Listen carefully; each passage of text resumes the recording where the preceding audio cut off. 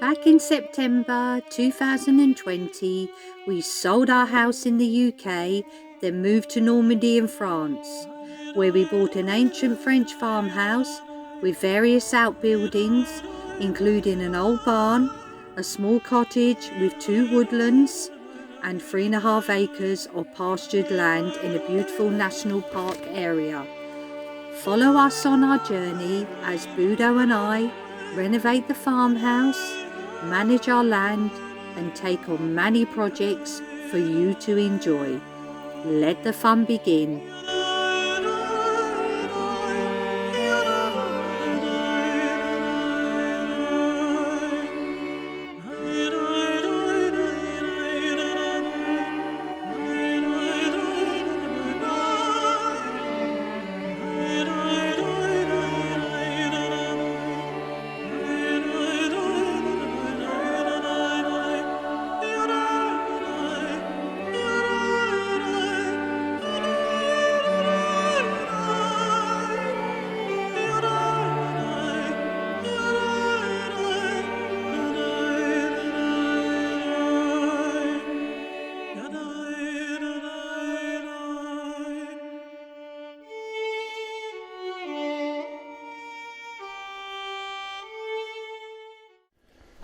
Hello folks, it's Caravan Corner again. How are you doing? Hello. Happy New Year to everybody. Happy New Year to everyone. Yes, so this week we'd just like to take this opportunity to thank everybody that's been sending us some beautiful comments, haven't they? Lovely comments. Really touched we are, Yeah. you know, they're just such nice comments from Really all over the nice. world, Canada, America, Australia, everywhere. We've been quite busy this week. We've done some work in the house on some of the suggestions that we've had from the viewers or subscribers. And a couple of people, I've got the names actually, Nancy Bischoff, I hope I said that right, and John Spicer suggested that we open up the landing upstairs and let the light come through the roof from the last video where you saw me doing the stud work. So I've taken that on board, and I thought it was a terrific idea actually, and anyone else that has mentioned that as well. Yeah, definitely. And it was a terrific idea, so it got me going. So after work one day in the evening, I got in the workshop, started banging out a little bit of joinery, and created something for you lot to have a look at. And then we had work where I had to clean the back of the caravan, didn't I, Trey? Clean the back of the caravan. Clear the back. Clear the foliage. Sorry. Yeah. I'm just going to clear the back of the caravan, and what happened? Oh, well, I got the digger out and just started a bit, as you do, you know, scraping a bit and scrape. Anyway, I just kept going. Come on. And I ended up clearing all the brambles and all the ferns going back, and we just kept going and went right down the other end to the barn.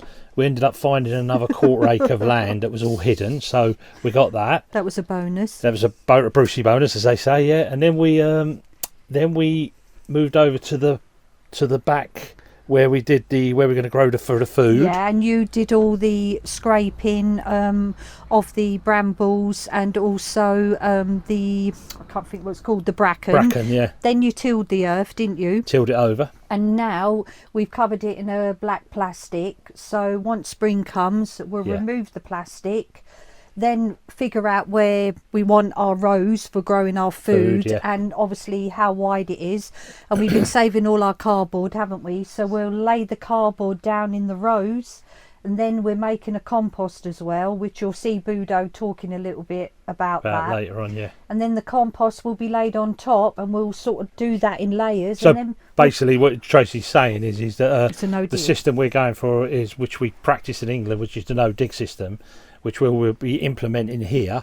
But we'll talk about that anyway. But basically we got busy, too busy really, doing with a digger, didn't we? Because we ended up, yes, you we did. started with a little job, Budo. went on to a bigger job, and then went on to another job. But it's brilliant because we're getting things done. And them 2 days were the best 2 days, weren't it? Because they were lovely and sunny. Weather, weren't they? The weather, the warmth of the weather picked up, and it got a bit nicer as well.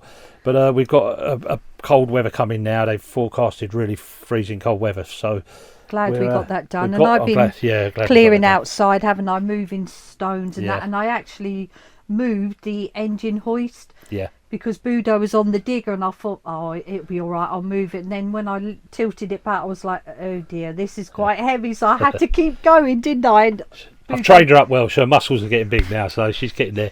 Budo told me off, didn't you? But I want to ask a couple of other quick questions. I know this is going on a little bit long, but we just want to ask things like, you know, do you like the Caravan Corner? Would you like to see more of this, or at least in every episode we do? Hopefully you're enjoying it, because we're putting it at the beginning there, and we hope you're not just watching it and then going off. Like, we would like you to watch the whole videos. Well, it gives you an idea, doesn't it, what's coming up in the video. There was some other things well. you wanted to ask, wasn't there, Trace? What was that? Would you like about the length of the videos? Caravans, yeah, the Caravan asked more. Do you think they're too short? Yeah, we're trying to make the videos about 25 minutes, okay? Because of our upload time takes, you know, a long time. It's now we've got it reduced to 26 hours, haven't we? But if you like them longer, we can make a longer one. We can just try, you know, it just might come out on a Sunday as opposed to a Saturday or a Thursday just or Friday. To allow them extra hours for the upload. And there was another question there I was going to ask. Yeah, bloopers. Are you happy with us keeping with bloopers, bringing them in? Because I think they'd be quite funny, because we do get a few. You know, we start these sometimes and it takes us 5 goes just to get going. Because you've got to think about how you're going to say things or what you're going to say, and then sometimes you just get a brain freeze, and that's the time when you want your bloopers, don't you, really? And also in next week's video, part of next week's video, I'm going to be knitting with this super chunky yarn and quite big wooden knitting needles, and I'm going to be making one of these shawls. I've had quite a few comments on YouTube and on Instagram about how lovely they are, so I'm going to film myself from start to finish, and you never know, you might want to make one yourself. So I think that'd be quite nice, won't it? So without going any too much further now, because it's going on a bit again, I should say, but me and Tracy, we're crafting people. We do a lot of crafts, and we do a lot of, you know, I'm a tradesman, and I do a lot of trades as well, because I've been through the whole building process over the years. So, you know, that's what we're trying to emphasise. We're trying to bring in little bits of crafts as well as a trades and the work we're doing as well. So hopefully give us your comments. That's all we want. Just give us your comments, your ideas, throw them at us. You know, don't be worried. Let's hear them. And that's the other thing I want to say is we read every single comment. You know, there's 200, 150, whatever they're coming in. We read them all, and we try to, and I think we do cover by answering, at least replying to everyone. And you'll see that if you check back on all your comments. But anyway, guys, listen, we're going to go because it's getting a bit long-winded. Happy New Year again to you. Happy New Year, all of you. Let's hope this is a great year, and we can get rid of this blooming COVID and all get on with life and enjoy ourselves. And another thing, just quickly, don't forget to share and tell your friends to like and subscribe. Yeah, we need more people subscribing, which is what we want. Ta-da! Bye. Okay, folks, I'm doing a pair of these. I just want to show you how I get to this stage. This is a Trifoil. It's a Gothic style, so it's slightly pointed as opposed to just round. Okay, so I'm going to show you how I set it out on the other piece of wood, so I can get to this stage ready to make the little window thing I'm making, which you'll see soon. Okay then, here we go. So first thing is the tools I need: a little square, a couple of compasses, a rule, pencil, and a cutter, just to get my dimension. I've set up my compass at 35mm, which is the cutter that will cut out this part of the hole. I'll show you on another little one I've got here. So that will cut out that for me. Okay, and then I've got a router bit that will make this bit after. Okay, so the first thing I've got to do, I know my dimensions are 80mm from here to here, where I want it to go, and I know that it's 65 from here to here. So I then square that over, because I know this is edges square to there. So first thing, square that over and create a line. And what this does is this gets the top trefoil, if you like, of the three upwards, and then the other two coming down. Okay, ignore this line here. This is not right. This is coming over this way. This is just part of the Gothic arch. So what I do now is I know that from the centre out both ways I need to make an equilateral triangle, and it's 35mm, so I want to come in 17.5mm, make a mark here, and 35mm, make a mark here. So I know that's the distance I need for my triangle. So what I do now is I've got this set up at 35mm, which is the same. Okay, I strike a line here, strike a line here, get my rule, then just carefully mark this out there. So that's an equilateral triangle, right, all the way around. It's the same distance all the way around. That makes it equal. Now the next thing I want to do is find the centres of these, and how I do that is I get the other compass, I set it up from here past midway, anywhere past midway, say there, put it on there, strike a line, well actually yeah, put it about there, strike a line here, this side, go over to this side, cut through there, this side, cut through there. Actually what we'll do is we'll put all three in. You don't need to have all three of these, but it just makes it visually right. Okay, then what I'll do is I'll put a line straight from there, give me a line in the middle, from there, middle, there to there. I've done that one, sorry. So I want to do that way now. It's give me centre already, but I'll just show you with all three of these lines. Back a bit. So that's the centre of that triangle. Okay, I like to use that as a reference point. Then the next thing is I will put my compass that was already set at 35, strike this again, a little bit further out. I could have done it all of it with this compass rather than the other one. So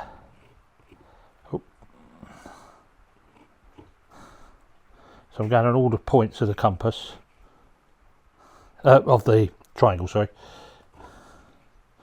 The reason I've gone out a little bit further than this mark, I didn't need to do these really. There's just another way, because I like to find a circle sometimes, but forget that.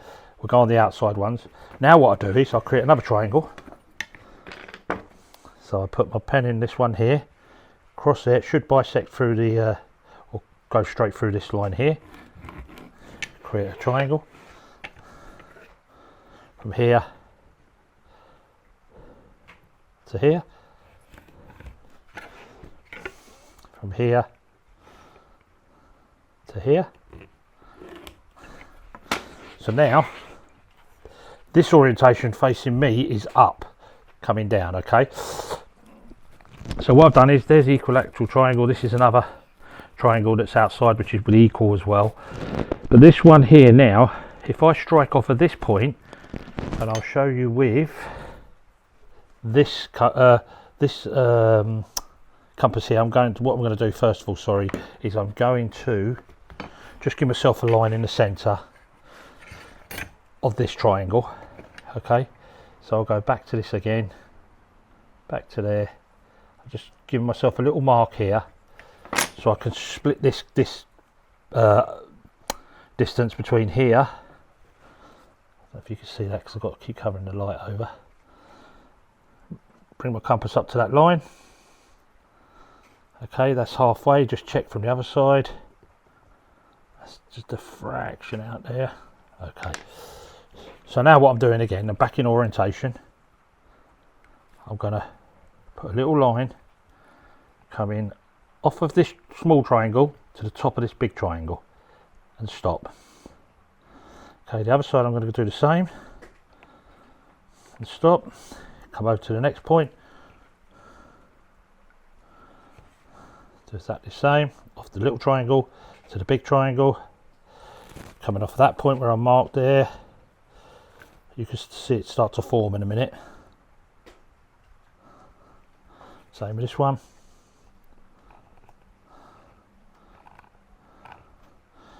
And same with this one. So that's the bottoms of them circles, which is the bottoms of these parts here, these bits here.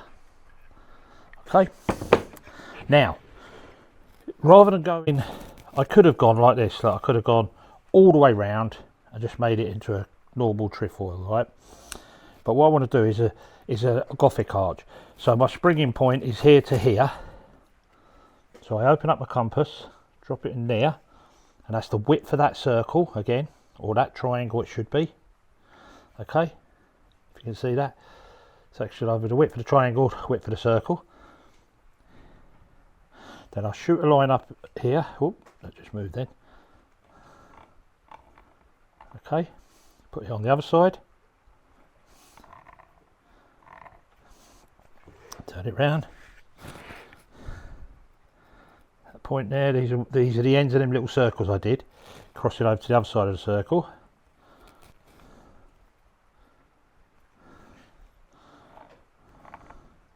And this is a full Gothic arch on these. Okay, I'll show you a little trick you can do if you wanted to make them a little bit smaller. This is assuming there's any budding carpenters out there want to have a go at this. So you can see that now. That's my trefoil. That's its orientation. That's top down to the sides. Okay. But what I could do if I wanted to, if I want to make that a little bit shallower, that arch, all I do is I make a position. Instead of coming, where am I? Right. Instead of coming off the end like that to that, from there to there, what I could do is I could shorten this. Right. Make a mark. Come back on the other side, and then spring off and come in shallower. Look, see how that's shallower there? It's just about positioning that point there to create a different type of arch. But that's a full Gothic arch. That's how I do the marking out. I hope you understood that. I'm not brilliant at teaching that sort of thing, but anyway, I hope you can understand that. And it's quite interesting. It's what the older people used to do in the old days, and it will suit this property we're in now, and you'll see where this goes. I think you'll like it. And it was down to a few suggestions of people in the comments that said it would be a good idea to do.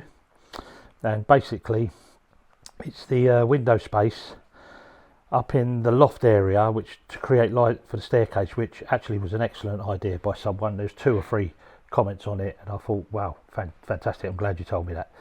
Anyway guys, hope you enjoyed that. Okay folks, there's all the components now for making up this little window. Obviously this is not put in yet, but these ends will get mortised in, just stud mortise in, and then these will be let into the sides. This is all in oak. This will come down here obviously. Then I'm going to put a glass behind the back of it, show it, and then maybe colour these in the glass just to give a little bit of reflection down on the stairs. I know it looks very Gothic. I do like Gothic, a bit Harry Pottery if you like, but you know, hopefully you like it. We do, well, I do, and I think it's going to look really good when it's in. This is all quartz sawn as well, by the way, so this will be darker because I'm going to use a special mix I've got for dyeing oak. Anyway, that's it for now. Okay folks, now you can see where I've done all the digging over here, just down here.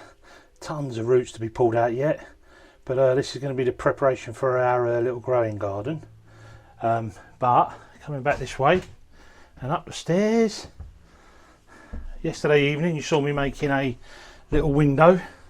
We got some suggestions from some people on YouTube that to let some light flood down in this hallway if you like, so I took their advice and yesterday evening created that. I put it in this morning, ready. So what it is, it's like a little Gothic arch with some trefoils on the ends, and I'll put some glass in there. Might have some coloured glass, not sure yet, coloured in the trefoils possibly. It's all made of oak, and it was a good idea. Thanks for that suggestion. it will flood lots of light down into the hallway, because we've got this Velux in the room, so that light will come down straight through there and then slowly, oh, just pans around down the staircase here. So just like to say thanks again, and it's a great idea. I'm glad I did it now. There you go, one more look.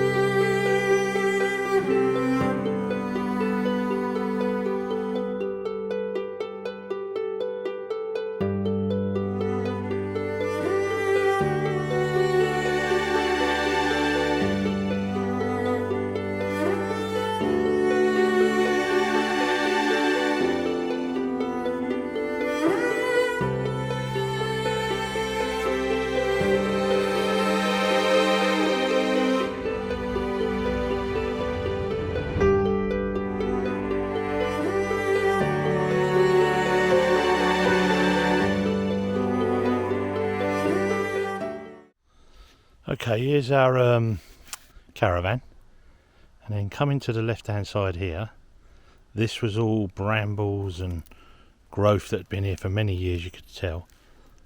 Anyway, so we've cleared all this, or I've cleared it with a digger, as I finished over in the field today. So I'm just going to do this little bit of filming, then I'm going to have some beers, because it's New Year's Day. But we've cleared all this area here, all the way down the back. There's a little drop off down here, then all this over this side, and up to my tractor trailer. The growth was growing up to that, and then this lot here is just all for burning, and then this concrete post under there as well, an old type well, which is out of use now, but we'll investigate all that. So once we clear all this down to the déchetterie, all the rubbish here, and get them tiles finished off, then this is all a free bit of land, if you like, because we didn't sort of account for it, and I estimate it to be around about 1/4 of an acre. So it goes over there into them bushes over there and over there. I've got to clear a little bit more over there yet, but and also found another little stone structure of some sort. Don't know what it is yet, but it's some stones built up down here. If you can see just there, and it seems to run out that way. So I don't know what that was, but we'll find out. Anyway, it's a bonus. Right, me going, beer time. Good morning everyone. Hope you had a good New Year's Eve, and a Happy New Year to all our wonderful subscribers. We're just outside at the moment doing some work. We thought such a lovely day, it'd be a shame not to get some jobs done. We're actually today we'll bulldoze on the digger. I'm just getting round there now. Just want to show you beautiful clear skies, so lovely. You'd never think that it was winter. I'm just going round now. Budo yesterday started scraping back with the digger all the bracken and the brambles, and today he's just tilling the earth, because we're going to use this area at the back of the house for us to do our no dig, growing our own food, which we used to do a lot back in the UK, and we're really excited now. So we're going to lay a bit black plastic down once Budo's finished tilling the earth. Then we'll leave that till say springtime. Then when springtime comes, we'll take the black plastic off. Then we'll decide how wide and how long the rows we want for growing. Then we'll lay cardboard down, and then we'll actually lay on top of the cardboard all the compost that we've actually made ourselves. But I'll let Budo explain that. Whoops, I nearly fell down a hole then. Are you alright? Hang on, let me just turn it off. Oh, how are we doing? Lovely day, isn't it? Oh, it's absolutely beautiful. I was just explaining to the subscribers, it was just such a lovely day. You can't not be outside. It's beautiful. You got to use these days while they're here, and the sun's quite warm as well. I've got this top on, but did you explain what we're doing here? Yes, I did. Yeah. I'd like you to tell the subscribers about what we're going to do. Well, first of all, I just want to say about the system we're going in to grow in is called a no-dig system. And there's me sitting in a digger, all right? But the thing is when you start, the problem we got here is it's rife. It's bracken, grows everywhere, and the roots go deep. So what I'm doing is I'm tilling down into the earth, pulling the roots up to try and kill it off. Then we're going to cover it in a black sheet till spring comes. So that'll give a good time to sort of kill off everything underneath, compact it down. Then when, like Tracy said, when the spring comes, or before the spring, we'll take the black cover up, put all cardboard down on the floor where we want it in our rows, which will be roughly 3 foot wide, and then we'll have paths in between. And then what we'll do is we'll put our compost on there that we make, and the compost we made when we was in England. We spent a bit of time learning about the compost, and we can get it from start to finish in a couple of 3 weeks from the heat, depending on the temperatures outside.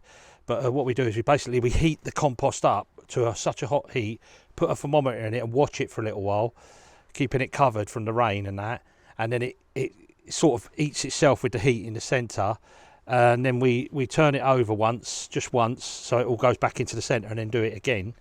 And it seemed to work. Actually put into the compost. Yeah. No, the thing about the compost is you, to get it right, I feel that you can't put too much wet stuff in, and you can't put too much dry. No. So you have your, like, I think they call it nitrates, nitrogen, which is your grass and your green stuff, and then you have your carbon, which is your wood chips, cardboard, egg cartons, and all them sort of stuff. So we get that combination right, and then we start to put it on the cardboard, and the first year we put a good layer in, and then we'll grow our first year, which won't be as good as the second year, but that will the cardboard will melt away, if you like, into the ground. And then the next year we put another load of compost on, and that's when it all starts to go, and your cabbages go from that size to that size, and your carrots go from that size to that size, and everything gets good, like, you know. Our vegetables They were fantastic. We had these onions, and the fella said to me they only grow about this big, but they're lovely and tasty. Ours were like that big, and they were beautiful. And our potatoes. We had beautiful potatoes, we had spring onions, shallot, we had everything. We just grew so much stuff, and it was beautiful. But if you just have a little pan down there, Trey, you'll see, if you can try and get it down. Is it looking down there? Right. You can see there's all these horrible roots, and these roots that are in the mud are the bracken roots, yeah, and they are a nightmare. It takes a few years to get rid of them, but if we can just start this process, at least we know where we're going to be in the spring. And then noticed here as well, obviously driving around, that the farmers, they cut all the bracken. I know they use their land, don't they, regular, but they put lime, don't they, on the land? Yeah, they lime the land. There's a couple of reasons they say, but the main thing is to get the pH correct, because it's slightly acidic. Yeah. But they also say it helps with things like ticks and that. Yeah. So, you know, no, we don't know exactly the full story, because we're learning. We don't know, but we're trying to follow the real science and try and get things right. But I've got yesterday we was out here doing this, scraping this off. But today, before I started, I greased up every nipple on this machine and used the whole grease tube. So she's back to normal. She ain't so noisy like yesterday. It was just groaning. That doesn't sound too good. Yeah, greasing nipples. I do like greasing the nipples on the digger. On the digger. But I'll show you later on when I finished here. I'll show you later on what we did yesterday as well, round the other side, because we've literally cleared some land, and we found about another quarter of an acre of land that we didn't know we had. It was covered with brambles and bushes, so it's something we can work on as well. It keeps giving, doesn't It does, anyway. I can feel the sun on the back of my Yeah, head. it's warm, it's beautiful.